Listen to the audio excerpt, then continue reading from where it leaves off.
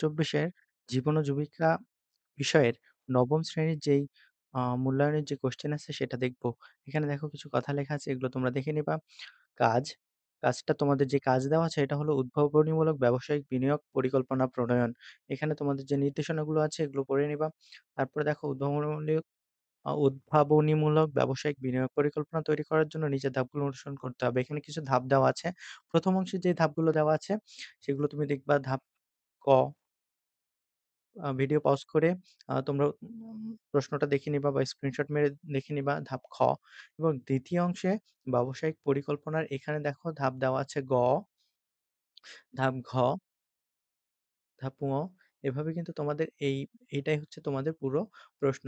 এখানে ২ টা ধাপ হচ্ছে ৫ টা ধাপ আছে আর ২ টা অংশ আছে। ২ টা অংশ আর ৫ টা ধাপ। তো এই প্রশ্নটা তোমরা দেখতে পাচ্ছ এটার উত্তর খুবই তাড়াতাড়ি আমাদের টিম কাজ করতেছে।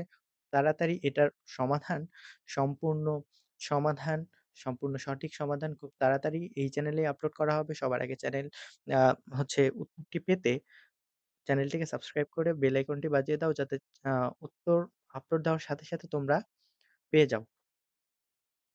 আমি আরেকবার দেখাচ্ছি তোমরা ভালো করে দেখে নাও।